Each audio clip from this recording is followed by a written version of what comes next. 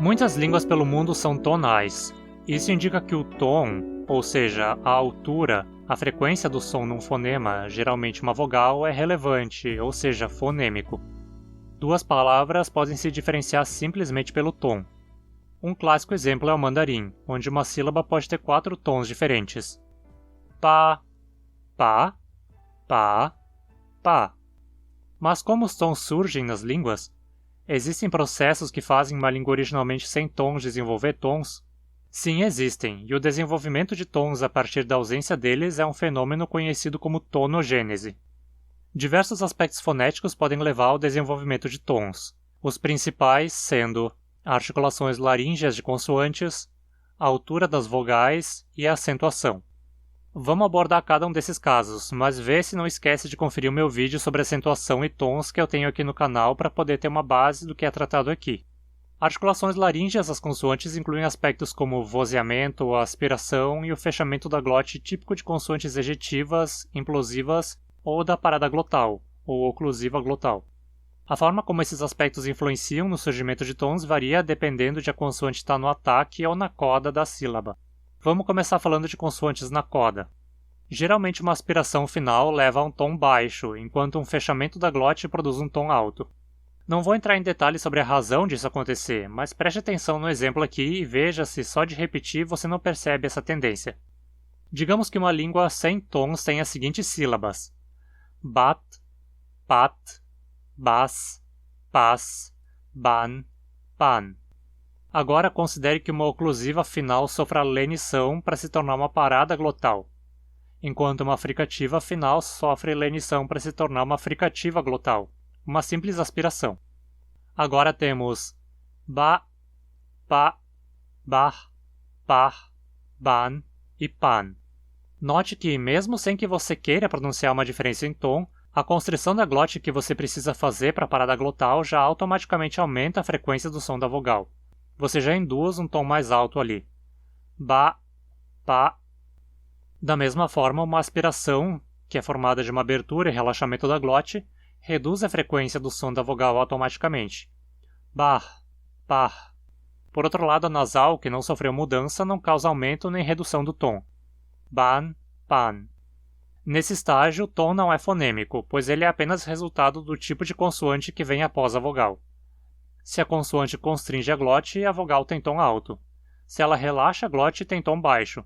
Em outros casos, segue como um tom médio. Agora digamos que a parada glotal, a aspiração e a nasal são perdidas no final das sílabas. Agora o tom não é mais relacionado a uma vogal final e se tornou fonêmico. As sílabas se diferenciam apenas por tom.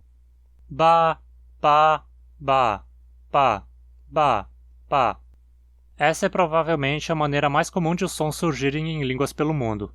É assim que eles surgiram em praticamente todas as línguas tonais do leste asiático, como chinês, vietnamês e tantas outras.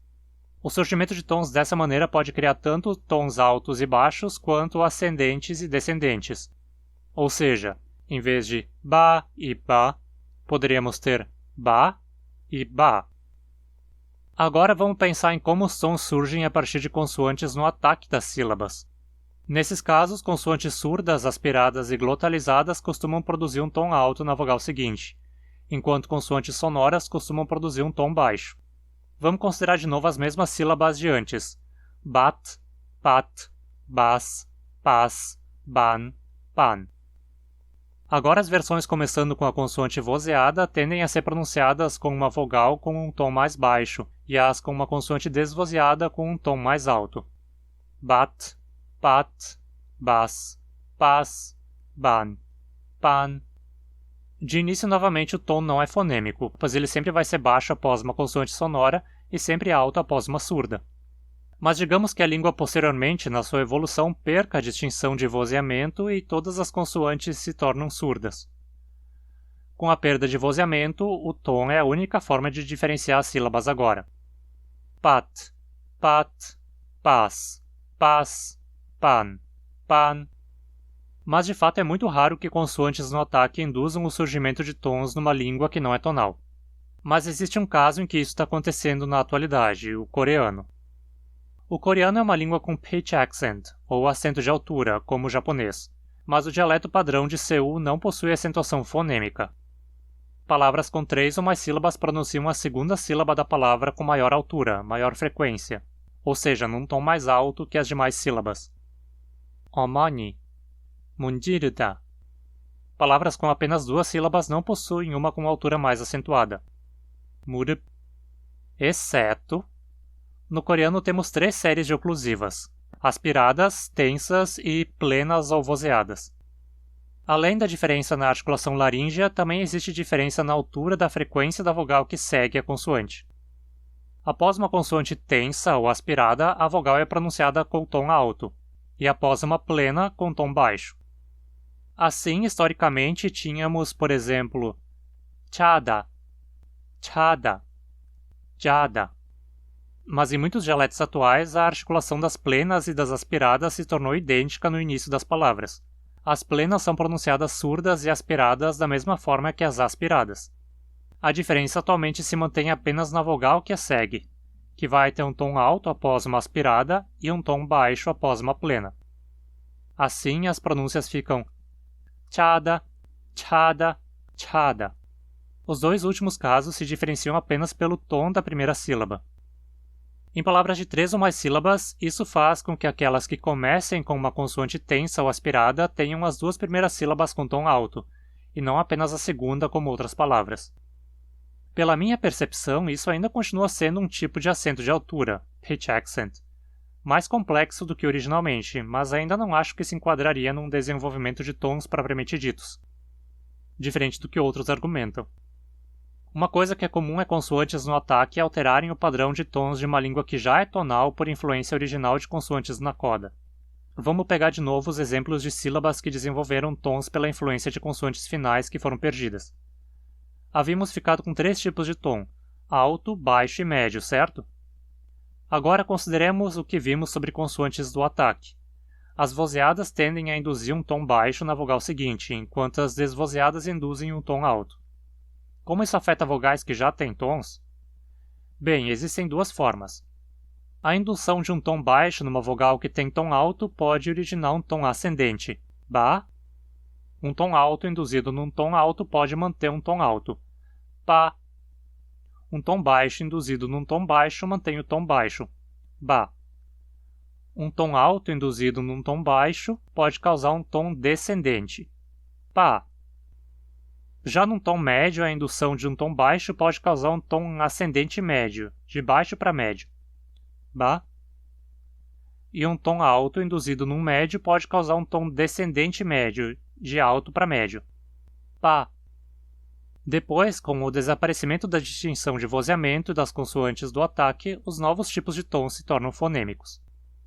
Mas tínhamos visto também que as consoantes da coda já podiam induzir tons ascendentes e descendentes em vez de tons altos e baixos, certo? E como nesses casos a influência de consoantes do ataque modificaria os tons de novo? Bem, vamos ver. Começamos com 3 tipos de tons induzidos por antigas consoantes da coda: tom ascendente, A, descendente, A, e médio, A. Agora de novo um ataque vozeado induz um tom baixo, e um ataque desvozeado um tom alto. Então, ba pode passar de um tom que ascende de baixo para alto para um que ascende de baixo para médio apenas, ba. Já pa pode passar de um tom que ascende de baixo para alto para um que ascende de médio para alto, pa, e assim por diante, originando novamente 6 tons a partir de 3 originais, pa, pa, pa, pa, pa, pa. Mas nem sempre toda essa diversidade de tons se mantém nas línguas. É possível que o número de tons seja reduzido, com 2 tons coalescendo num só. A gente pode ver isso com o mandarim, por exemplo, que tem só 4 tons, mas eles surgiram por um processo como esse mostrado aqui, em 2 etapas. Então deveria haver mais de 4 se todos tivessem sido mantidos. Vamos abordar agora o segundo elemento que pode levar ao surgimento de tons em línguas, a altura das vogais. As vogais são formadas por diferentes componentes com diferentes frequências, o que é chamado de formante. Os 3 formantes básicos das vogais são chamados de F1, relacionado à altura da vogal, F2, relacionado com a posteridade, e F3, relacionado com o arredondamento e outros aspectos. Ainda é preciso fazer um vídeo sobre isso, então vê se te inscreve no canal para aprender a respeito quando o vídeo sair. Enfim, a frequência responsável pelo tom da vogal é um formante adicional, geralmente chamado de F0. Um aumento da frequência do F1, que controla a altura da vogal na boca, ou seja, se ela é mais aberta ou fechada, costuma também levar a um aumento na frequência do F0. Assim, vogais mais fechadas, como I e U, costumam aumentar o tom, enquanto as mais abertas, como A, costumam reduzir o tom. Então imaginemos uma língua onde haja 7 vogais distintas. Vamos combiná-las aqui com uma consoante P mesmo.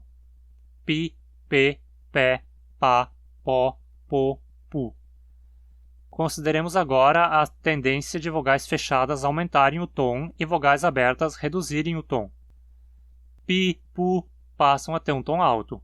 Pá tem um tom baixo, enquanto P, Pé, Pô, Pó tem um tom médio. Numa fase posterior, digamos que as vogais E e O se fundem com I e U, mas mantêm o tom médio. Agora temos Pi, Pi e Pu, Pu, com tom alto e médio também. O tom só se distingue nessas duas vogais, mas sempre é possível que outras alterações ocorram, como a harmonia vocálica ou mesmo a harmonia de tons que alteram os tons ou as vogais de cada tom, aumentando a diversidade. Existem diversas formas como os tons podem se espalhar mais por todos os tipos de vogais se considerarmos a interação desses processos de tonogênese com outros tipos de evolução fonética, das quais já falei em outros vídeos aqui no canal. Que tal explorar essas possibilidades numa conlang sua? E se você quer discutir esses assuntos diretamente comigo e outros interessados em línguas, linguísticas e conlangs, por que não se torna um apoiador do canal pelo Apoia-se? Com uma doação mensal bem pequena, você pode ter direito a alguns benefícios que podem te ajudar e ainda me ajudar a poder continuar produzindo conteúdo. Confere o link na descrição. O último ponto a considerar para o surgimento de tons é a acentuação. Em línguas com acentuação por força em vez de altura, a acentuação pode combinar volume e frequência ou apenas volume. Os tons podem surgir mais facilmente em casos em que a frequência também está envolvida. Vamos pegar o sueco de exemplo, que costuma ser considerado uma língua com acento de altura e não uma língua tonal, como eu falei no meu vídeo sobre tons e acentos. Mas há quem o considere tonal, e é um dos melhores exemplos de tons surgindo por acentuação. Historicamente, o sueco pronunciava de forma acentuada todas as sílabas pesadas, com vogal longa ou coda, enquanto que todas as leves, sem coda e sem vogal longa, não tinham acento. A primeira sílaba pesada da palavra tinha o acento principal e as demais acento secundário. Exemplo: Dömjan, Vogel, Urdo. Através do processo de síncope, que eu discuto lá no vídeo sobre elisão, muitas sílabas leves foram perdidas. Dömjan se tornou Döman. Da mesma forma, encontros consonantais complexos na coda, como em Vogel, foram resolvidos com o epêndice de uma vogal, criando Vogel. Isso levou a muitas palavras a terem duas sílabas tônicas lado a lado, como aqui nos exemplos do primeiro e último casos. Isso foi resolvido simplificando-se a segunda sílaba tônica, geralmente por encurtamento da vogal ou perda da coda. Com isso ela perdeu o acento, mas o tom seguiu alto como originalmente.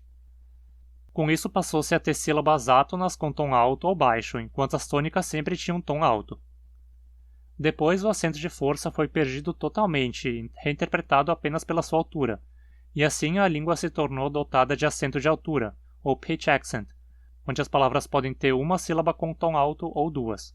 Döma, Vogel, Urdo.